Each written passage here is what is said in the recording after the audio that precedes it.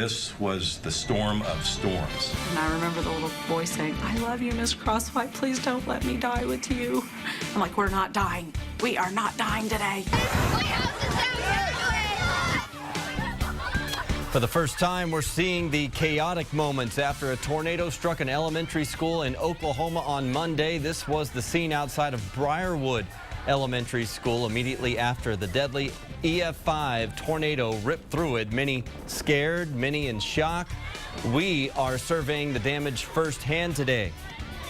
Good morning to you, and thanks for waking up with us. Now 6:30 on this Wednesday, about 36 hours removed from the deadly tornado that swept through Oklahoma. Sally Hernandez will join us live from Moore, Oklahoma, at the heart of the devastation this morning, continuing our team coverage of the tornado's aftermath. Let's go back live to Moore, Oklahoma with Sally Hernandez as recovery efforts continue. But Sally, the question is almost where to begin. Obviously, you're getting a first-hand account of the damage, but it's almost surreal to see. It is absolutely surreal to see, Brian. When we first got here to Moore, Oklahoma, our photographer and I, we were looking around and we were asking some of the residents who have lived here for quite some time, were there actual buildings that were standing here? Because there is nothing around in some of these neighborhoods. Some of these homes, and we're talking about 2,400 homes that were either destroyed or damaged from this deadly twister when it touched down. There's nothing left but that concrete slab. And there's really nothing left of the medical center that you see right behind me. The medical center is where staff and people who were in there just sheltered in place, listening to the cars slamming into the wall. One person inside told me, just hoping that they would make it out alive, and said it's a miracle that everybody made it out of alive. That destruction there. There are X's on vehicles, making sure that search and rescue crews search every single car, every single home, making sure that nobody was trapped inside. So once they clear it, they put an X on it, and then they move on to the next home or to the next vehicle. As the sun rises over here and more, we're able to see a lot more of the destruction and the debris. As you mentioned, where do you start with this cleanup? It's a massive cleanup effort that's going to start later on this morning as crews get ready for another day here.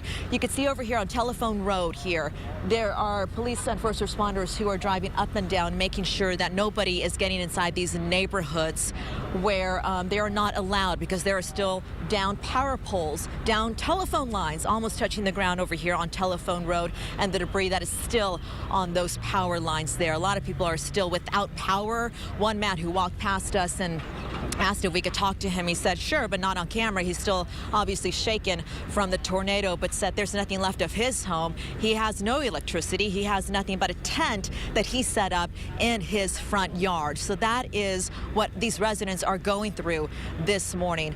The first responders saying that they are taking a toll emotionally as well.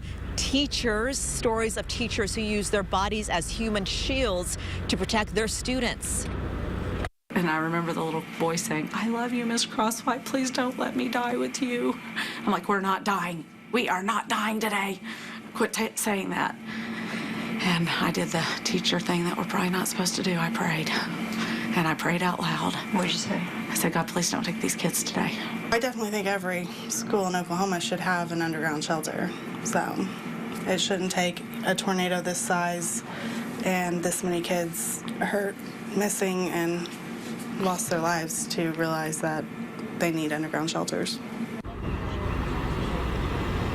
There are a lot of people who are praying this morning, like that teacher was praying when that tornado hit.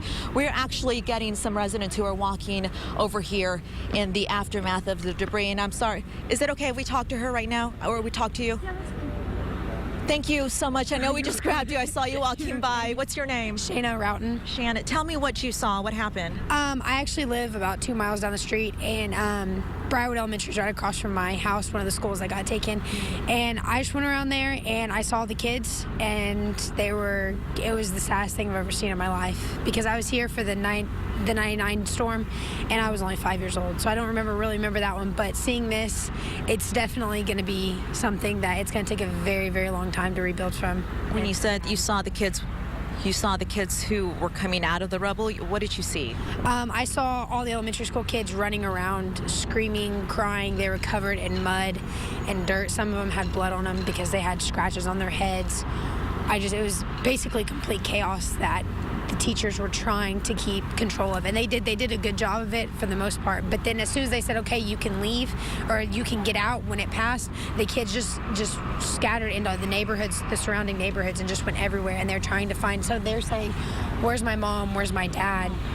Can you help me find them? Just random kids. And then the parents who are rushing over to the school trying to figure out, where is my kid? Right, you have parents that are running through the playground going, where's my kid? Where's my kid? This lady was on her knees in the playground screaming her child's name. And I said, what's his name? What's his name? She said, he's over there in the glasses. And I said, okay. And I went over and I got him and I said, buddy, your mom's looking for you. And he looked around. He said, will you take me to her? And I said, yeah. And I took him over there and she just got up and grabbed him. She didn't know what to do. And she fell back to her knees and just held him and started crying because it was the saddest thing.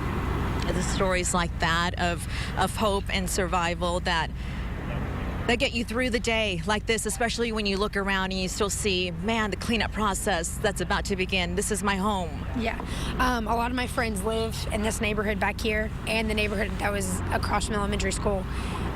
So they're all homeless right now, and it's really odd because we want to help them as much as we can, but there's only so much that we can do for them. But they're going to start letting people in. If you have your ID, right, you can get into the neighborhood today. So we're going to come over and help my friends clean up their houses and try to start rebuilding and make everything back to how it was. Well, I know people are watching right now wondering how they could help as well. Thank you for your time and for helping that little boy find his mom. I'm sure they're very grateful for that. Brian, let's head it over to you. Just one of the many stories that we're hearing here in Moore, Oklahoma.